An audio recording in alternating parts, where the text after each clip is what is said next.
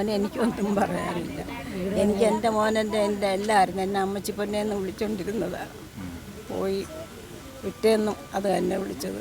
ഞാൻ ഒരുപാട് സന്തോഷമുണ്ട് ഈ വീട് പണിഞ്ഞു കൊടുത്ത സംഘാടകരോടും ഇത് പണിയാൻ സ്ഥലം കൊടുത്ത ഫാദറിനോടും പിന്നെ എല്ലാവരോടും ഒരുപാട് നന്ദിയുണ്ട്. അതിലുപരിയായിട്ട് അവനില്ല എന്നുള്ളൊരു ഭയങ്കര വിഷമം അതെന്നും കാണും വേദനയായിട്ട്. എല്ലാ ദിവസവും ഞങ്ങൾ വിളിക്കാറുണ്ട് അമ്മയും.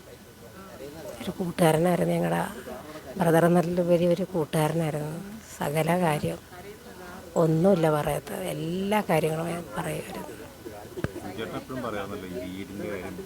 അവൻ്റെ ഒരു സ്വപ്നമായിരുന്നു സ്വന്തമായിട്ടൊരു വീട് വേണമെന്നുള്ളത്. അതിപ്പം സാധ്യമായി. ആളില്ല, ആ ഒരു വിഷമമുണ്ട്. ഒരു പ്രസൻ്റ് ഉണ്ട്, അത് ഫീൽ ചെയ്യുന്നുണ്ട് ഇടയ്ക്കൊക്കെ.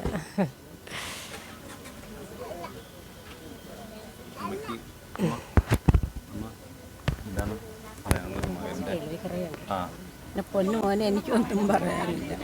എനിക്ക് എൻ്റെ മോനെൻ്റെ എല്ലാവരും എന്നെ അമ്മച്ചി പൊന്നേന്ന് വിളിച്ചുകൊണ്ടിരുന്നതാണ്. പോയി പിറ്റേന്നും അത് തന്നെ വിളിച്ചത്.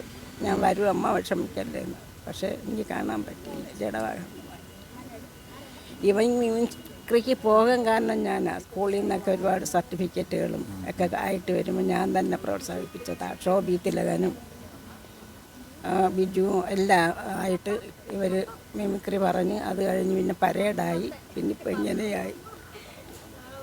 അമ്മയുടെ മോൻ്റെ ഒരു വലിയൊരു സ്വപ്നമല്ലായിരുന്നോ വീടെന്ന് പറഞ്ഞൊരു? സ്വപ്നം. അത് വളരെ സന്തോഷം. എല്ലാവരോടും വളരെ നന്ദിയുണ്ട്. വളരെ സന്തോഷം. മോനും സന്തോഷമായില്ലേ. അമ്മയ്ക്ക് എന്തോ മരിച്ചു കഴിഞ്ഞപ്പോൾ എന്തോ മരിച്ച് കുറച്ച് നാൾ കഴിഞ്ഞപ്പോഴത്തേക്ക് അമ്മയുടെ ഓർമ്മ പതുക്കെ കുറച്ചിലും മറവിയാ ചെയ്യുന്ന കാര്യങ്ങൾ പിന്നെന്തോന്ന് അറിഞ്ഞുകൂടാ. അങ്ങനെ ഒരു ഇതുണ്ട് അമ്മയ്ക്ക്. കാണുന്നുണ്ടായിരിക്കും.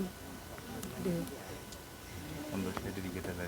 ഏ സന്തോഷമായിട്ടിരിക്കട്ടെ.